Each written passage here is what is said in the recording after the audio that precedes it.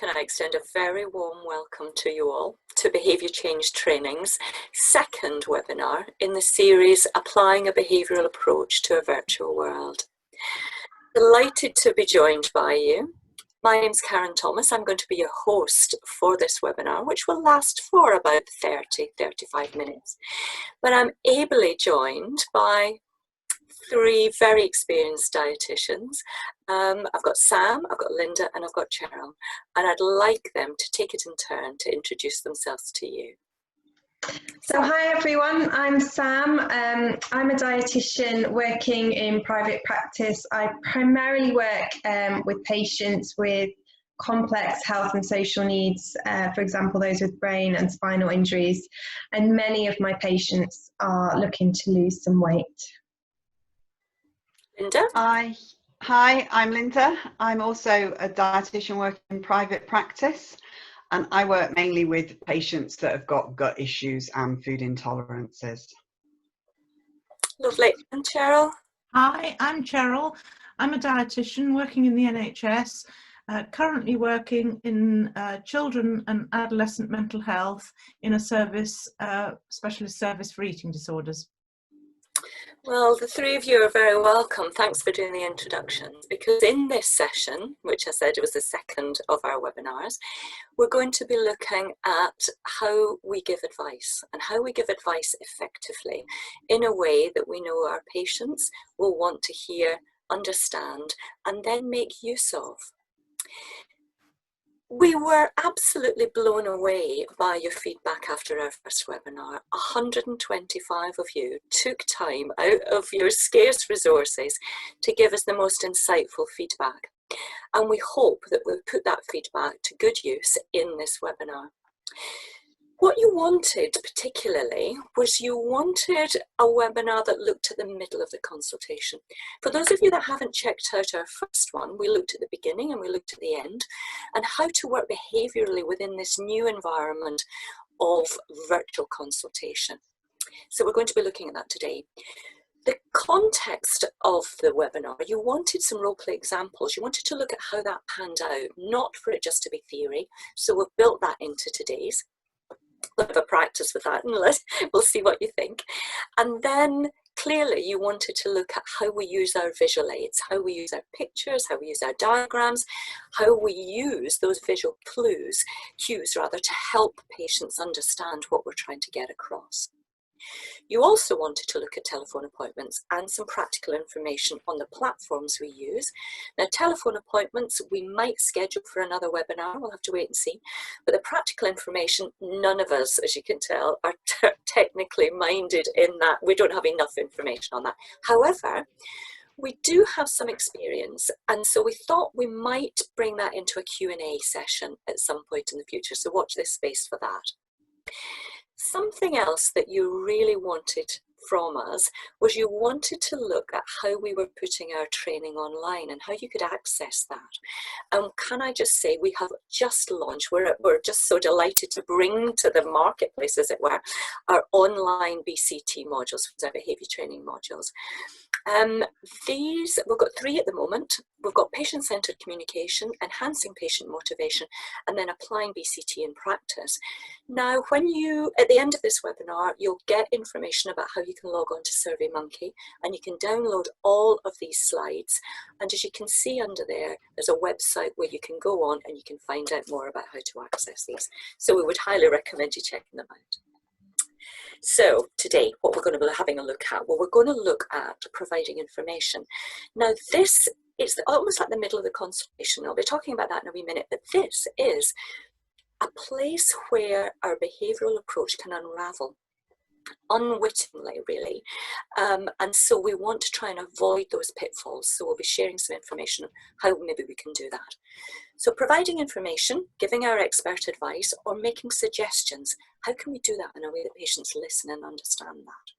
We'll be using a case-based approach, using a little scenario. It might not directly match your context of how you work or the topics in which you work, but we hope the process will be equally as clear and you can adapt and apply that. let's just take a minute very quickly to look at what we did and where we're up to. Last time we looked at the structure of a virtual consultation, and it's the same structure as any consultation, has a beginning, a middle and an end. And at the beginning we talked about preparation and the importance of that, hence all the exclamation marks. We talked about the importance when you're working behaviourally of making sure that you meet and how you greet a patient establishes that relationship, particularly around building rapport. Today we're going to look at capturing the overall picture and exploring options for change. And then maybe in a subsequent one we'll be looking at developing a plan. But last time we looked at ending the interview, making sure that patients were clear about what the next steps were and that they had all the information, and we had summarised what they were going to do in between them seeing us. Now, just very quickly, you'll know that if we use a traditional approach, very often we use language like, why don't you try? Or what about, eating off a smaller plate? Or, have you tried getting off the bus stop earlier? All of that kind of stuff. Or if you could just do this, and we know that allied with our persuasion, you'd feel much better, and, just think of all the energy you'd have and you'd lose weight more quickly. Those kind of things, that can make a patient passive. So that is what we're going to try and avoid. And that is what this webinar is about. Let's leave that behind. Let's think about not fixing it. Let's think about working behaviourally so that our patients are coming up with their own suggestions. So, a case-based approach. Let's have a little think about how, we can work in that way. Sam, can you just give us some ideas maybe about what you normally do? Well, normally we get some information from a doctor or a referrer with just a bit of medical information. And I think what I try to do is then expand on that and really get a real flavour for the person. There's no right or wrong in terms of the order of doing things, but I want to know about who is this person in front of me, where have they come from, where do they live, who do they live with, what's going on in their life right now that might impact on their food and drink choices and their behaviours. So just getting that kind of overarching view of that person and their life. Yeah. So if I'm hearing you right, what you're saying really is that very often a referral will come in and it will have medical information on it. Mm-hmm. So I'm going to turn to Lynda here. Now, Lynda, you very kindly agreed to play in our role play our patient. That patient's going to be Anne. So let's just take a little bit of an exploration about what information, say for example, Sam or Cheryl might get in the initial stages of a referral. So Lynda, would you just like to give us a little bit of background? Okay, so hi, I'm Anne. I'm a middle-aged lady. I had a health screen at the start of the year and my GP diagnosed me as being pre-diabetic and told me to lose some weight. They also said my cholesterol levels were high, as was my blood pressure. And I've not seen anybody since then. Okay, so it's actually very medical, the information you get. It just looks almost like at the problem. This is the problem. And as Sam explained, that problem doesn't give you, as a dietitian or as a consultant, an idea of the complexities of this problem related to that person's everyday life. So Sam talked about why and how she liked to capture the full picture. So Sam, what kind of information, when you use your open questions to help settle somebody down and get a bit of background, what kind of things do they tend to give you? What are you looking to try and establish? So I'm often trying to understand somebody's kind of normal routine, kind of work patterns, home patterns. Do they take their kids to school in the morning? Do they have anybody else living in the home? Do they have any other responsibilities, perhaps caring for an older relative or supporting another family member. So it's really the overall picture of that person's life, and how that might impact on some of their behaviours. Yeah. So if we think about it, working behaviourally is getting us to think about the wider context, the challenges, the issues, the circumstances that a patient has to apply our expert knowledge to often, you know, in order to sort of think about the changes that they're going to make. And it's really important that we get that and we capture that and we allow them to talk so that we can get that picture. For those of you that didn't tip into session one, in session one we looked at the importance of the patient telling us their story. And this is their story, and both of us need to recognise that. So I want us now to think about Anne. So imagine that Sam has used all her lovely open questions. Anne has talked. And Lynda, do you just want to describe what we've got on this screen here and just tell us a little bit more now about Anne's, what we might technically term her social circumstances? Yeah, fine. So I've recently become a single parent. I've got 2 kids, a lad who's older, who's 15, and a daughter who's 12. They both live with me most of the time. Certainly in lockdown, they live with me all week, but at the weekends, they can see their dad. Prior to lockdown, I worked in a pub. I did some waitressing and some bar work, but now I've been furloughed, so I'm at home full time. I'm having to cope with homeschooling of 2 kids and all the other things that go with it. I've also got a relative who's not very well due to COVID-19. I'm finding it quite stressful and a little bit difficult to deal with. I do like cooking, but I've noticed that I also need to relax in the evenings, and that's when I would, you know, nibble and drink wine and that sort of thing.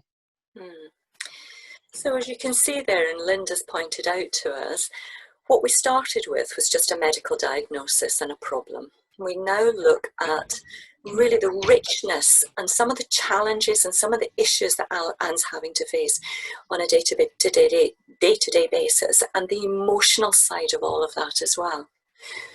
But also, with your dietetic hat on, and I'm going to bring Cheryl in here, there's some other clinical information that you're going to want to know. Do you want to maybe take us through some of the extra things now that you would be looking to try and establish with Anne? Yes, thank you. I would probably want to know from Anne what her current weight and height are, so some sort of physical measurements, which she may know herself, but it may have come on the referral letter, because you're not going to be able to do this in a clinic if you're working virtually. I'd also want to know a little bit more about her food and, you know, what sort of food she was having and what she was drinking and how it fits in with her day, because things have changed quite a bit since she's been furloughed. And I would probably want to know if there's any other health conditions or any medication that she's taking at the moment. So it sounds like there's a whole range of extra things that you need to know there in order to build that full picture for both of you to look at. And you mentioned, Cheryl, that, you know, it's actually quite difficult now, isn't it, under these circumstances, to get accurate weight and height. Now, we'll maybe be exploring that a little bit further to think about, well, if we're working behaviourally, how accurate do we need to be? So we'll leave that on the table, and we'll maybe come back to that in a minute. But if you've got some kind of picture now that, you know, she's overweight, maybe, you know, BMI is, you know, 33 there. She thinks she's gained about 1 stone during lockdown, and she doesn't take any regular medicines or vitamins. You also mentioned, Cheryl, that you needed to get an idea of what she was eating and what she was doing. So we're going to just cut to the chase here, and we're going to imagine that we've managed to gather that information. And as you're reading this, just take a time just to go through a kind of an average day's food intake for Anne. I'm going to ask our dietitians here just to be thinking about when you get this, I'm sure there's lots of things that are popping up in your mind about where you're going to take Anne next, right? So can I ask Sam, what's going through your mind when she's telling you that she has the odd biscuit, the millionaire's shortbread? She tries to go for a walk, but there's wine in the evenings. What are your thoughts from your specialist perspective? Well, I think from a dietetic perspective, there's quite a lot of areas that we could work on together. From a behavioural point of view, I'd be wanting myself and Am to work together to come up with a list of things. So some of those things might be addressing some of the high fat, high sugar foods, looking at fibre, looking at fruit and veg, looking at exercise, looking at alcohol and wine in the evenings. There's a whole host of things that might be relevant for Anne. For Anne there. And as you say, they're your things that you're thinking about. You can imagine that Anne is also thinking, there are some things I ought to change here. They don't cut, there. So there has to be a kind of a meeting of, you said collaboratively or working together to explore what was around. And if we think about it, then this is the point, I think, that our behavioural approach could unravel potentially. Because sometimes we have what's called a premature focus. All of a sudden we could think, oh my gosh, she's snacking there, right? And you come right in with, well, have you thought about having a fruit snack? Or, you would be going there, as opposed to keeping it broad. What sometimes can happen there with the patient is the patient can say, oh no, that wouldn't work for me because, or, oh, I've tried that in the past, or fruit's too expensive, or I don't want to go out. And then you get into some kind of battle where you're trying to solve the problem and they're trying to protect where they're up to. So what next looks at exploring what those options might be. Yeah. So if we just now give a little bit of theory, I'm just going to do a tiny bit of theory here. This is the structure. And can I say, from my own perspective, and I'm sure from your perspective, this is one of the most valuable behavioural tools in my toolkit, and I don't know about you too. It is what we call EPPE. Elicit, find out what that person knows first, right? Just check what they understand. They might have a wealth of information, and as Cheryl said beforehand, they might be very experienced at trying different ways to lose weight. Now, something that almost hangs all of this together is asking permission. It sounds strange if you've never tried it before, but it's a hugely respectful way of keeping the patient in control of this change in what can be a very stressful or a very difficult, sort of consultation sometimes, seeing somebody that's supposed to know a lot and not wanting to be judged and, just ask permission. And that can be as easy as, would you mind if we just took a couple of minutes and had a look at that? Or, would it be okay if we, spent a bit of time, or would you like to know more about that? But just ask your permission, and we're going to see how that might roll out in a minute.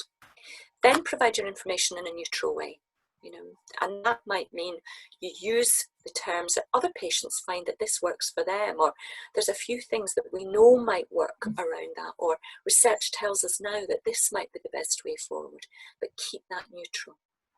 And then one of the most important things again is to ask people what they make of that information, and just say, having heard that, what's your thoughts? Or what do you think about some of the things we've just explored? And it just gives you and them a chance to voice and find out what's going on in their head, not like, oh, that wouldn't work for me because, or whatever.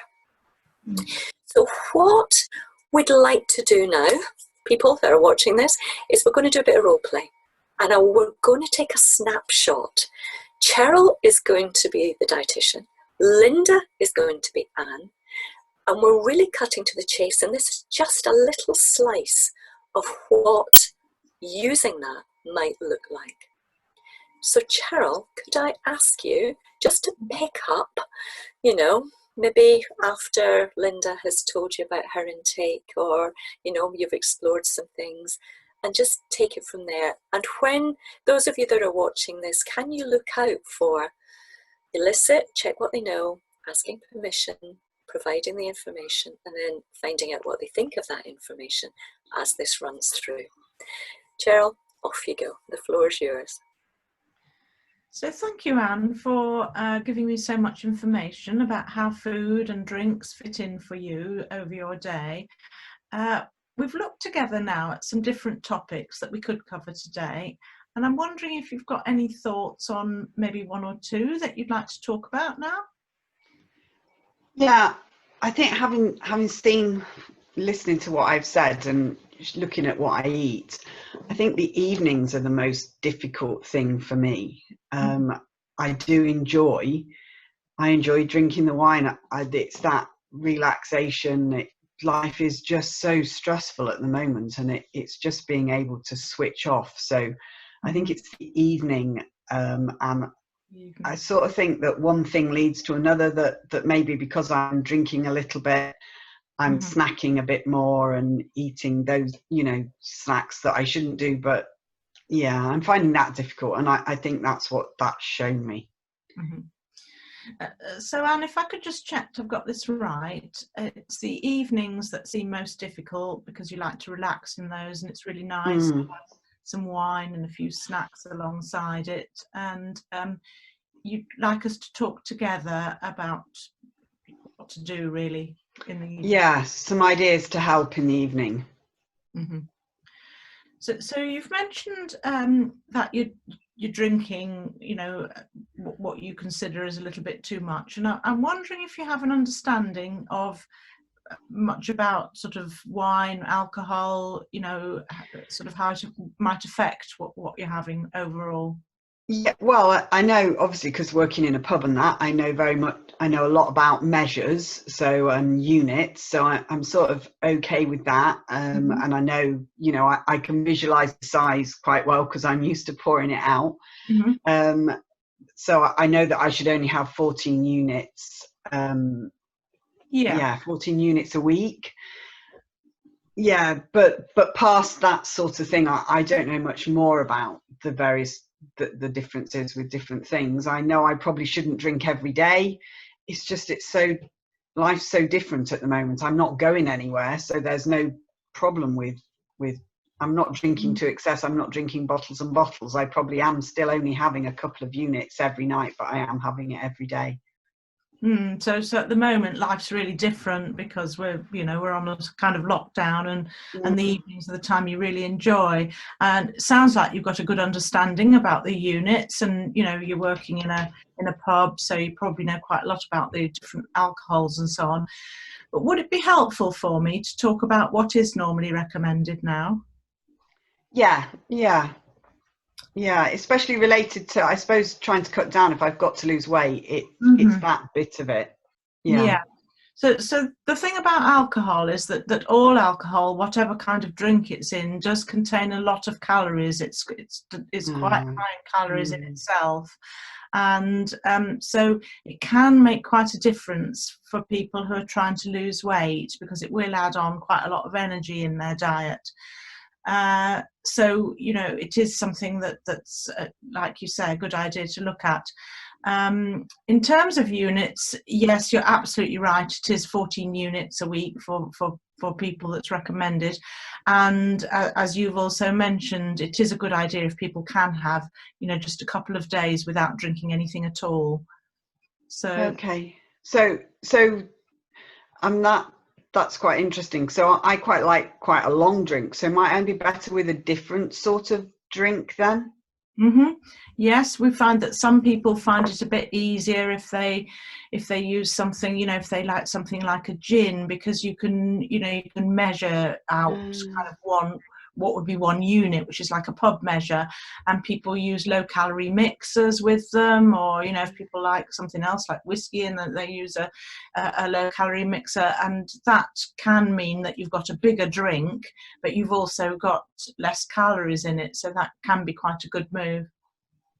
That probably accounts now for why more and more people seem to be ordering gin and vodka and various other things with their meals and less wine.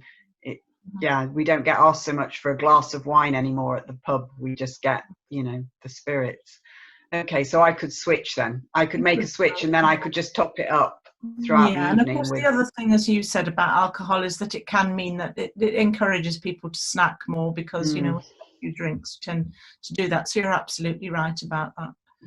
Right. So having heard, you know, what I've said about that, I'm wondering what your thoughts are, Anne? I hadn't realised that there was different amounts of calories in different drinks. So I suppose I think I could probably make a change by maybe switching to gin and using a slimline tonic, which I could have one measure of gin in the night and just top it up all the time with something that hasn't got any calories in it. And that I could make that change, and maybe I wouldn't snack quite as much. I then need to think about the snacks as well, or not snacking with the drink. Yeah, which we can also have a look at. Okay, thank you. Thank you. Cheryl and Lynda, thank you very, very much indeed for doing that. As you were watching that, you were probably thinking through some of our, you know, sort of structure for giving and supporting helpful advice. Let's just take that and have a think about what Cheryl said and how Lynda responded. So when we did the elicit, now there's loads of things you could have picked up on here. So this is just an example with the alcohol, but you know, so you've mentioned that you think you're drinking too much. So there was a little bit of a reflection there. I'm wondering how much you know about what alcohols. So we're checking out understanding.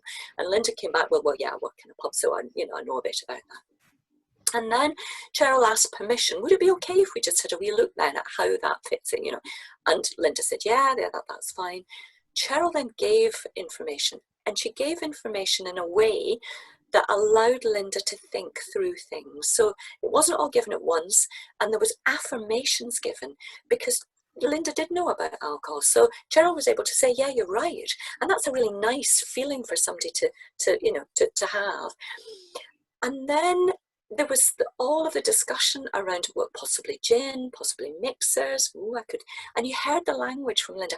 I could think about that. I could, yeah, that's something, you know, she was contemplating change, and that's powerful stuff.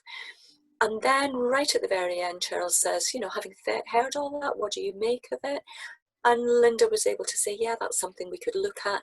And you could see from that small couple of minutes exchange that you would get a plan out of that. And you're taking the patient with you there. What I'd like you to think about now is if Cheryl hadn't used that structure, if she'd come in early and said something like, oh, have you thought about trying gin? You could try gin and you've got low calorie mixers, you know.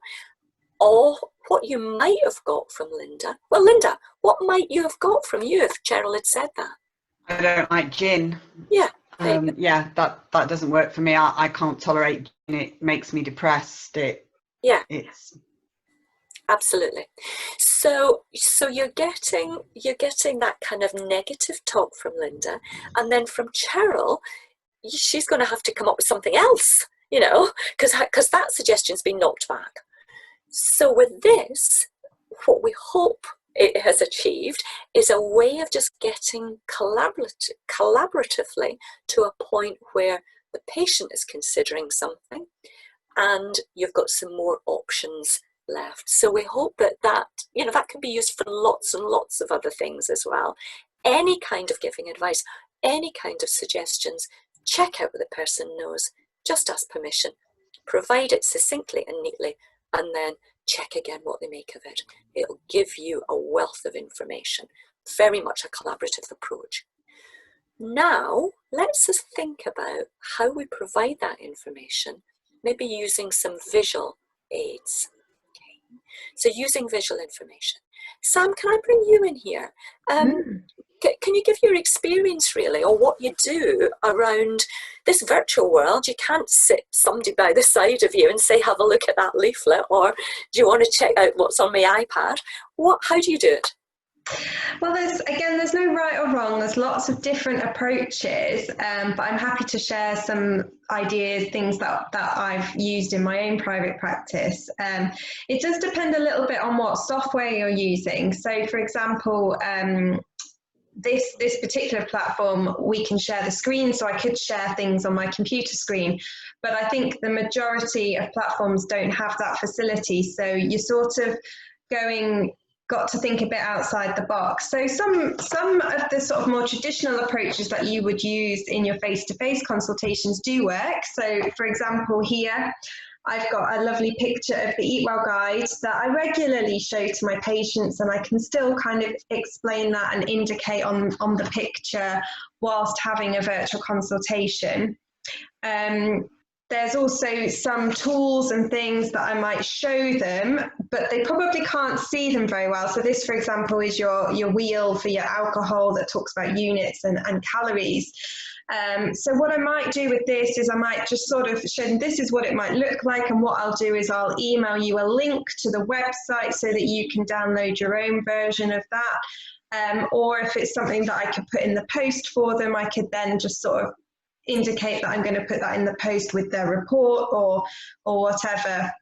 Other information that can be quite helpful is signposting to websites or apps. So there's a lot of information apps out there now. Depending what clinical area you work in, you'll have your own apps that are relevant to your clinical area. But there's loads. So for example, the IBS, there's loads of IBS apps, there's diabetes apps, there's weight management apps, there's fitness apps. And what we can do as clinicians is we need to be prepared. We need to have that information at our fingertips. We need to understand what resources are out there and how to signpost people to them, really. Yeah, you know, just when you were talking there, I was thinking, how can you apply, you know, our structure to that? And you could say something like, you know, I'm just wondering, have you, you know, explored any apps, or how do you use to monitor things? You know, would it be okay if I shared some with you? You could share some, and then, you know, let me know what you think of them, or try them, or see them. And yeah, so it works with everything, really, doesn't it? Absolutely, yeah. It's great. But just to sort of say, the visual information, please don't forget to use that just because you're working in a virtual world. Whether you can send it out beforehand, share your screen, hold it up to the camera, it all works, and it all helps to get a picture in people's heads of what they want to do. Sometimes it's better than language, isn't it, you know, in words. So, wonderful stuff. We're coming towards the end now of this lovely webinar, looking at, you know, how to give advice effectively. And I'd just like to bring everybody back in, because you've used this a lot, and you've learned over time that using this, you know, doesn't come without its pitfalls. I'd really like you to think, or to give a bit of information. What's your hints and tips using, you know, this structure, really? And I'd just like to ask Lynda first, if you wouldn't mind just telling us, from your perspective and your experience, what works when you're giving advice and suggestions. It's checking what they know and asking that permission to give the advice firsthand, rather than just delving straight in with the advice and telling them what you think they need to know. I love that. You're not assuming, yeah, and you're looking. People might have a lot of information already there, and as we saw in the clip, that can be affirmed, and that feels nice. Or then you, as a clinician, will know where the gaps are and where you want, as opposed to just wasting time telling everybody everything that they might already know. Perfect. And the ask permission is the key, isn't it? It keeps it behavioural, it keeps it respectful. And then people have said, yes, I want to hear this. And so generally, the wee ears are open. Sam, Cheryl, what would you say? What for you, in your experience, because you work in quite a complex area, in your experience, how does that roll out for you? I think it's to avoid the temptation to fix it for people. It's very easy for us to think we know best and this is the thing that they should tackle. But we need to avoid that, and we need to allow our patients to choose, you know, what is going to work best for them to begin with. Yeah. I think that's so important. I mean, I know in my own practice, it was so easy, isn't it, to come in and say, you know, enthusiastically, you know, you could be more active if you did this and it would be great, and why don't you try that? But in actual fact, behavioural working, they have to agree to fix it in a way that suits them, with the resources that they have in the situation that they find themselves. So that's really, really helpful advice.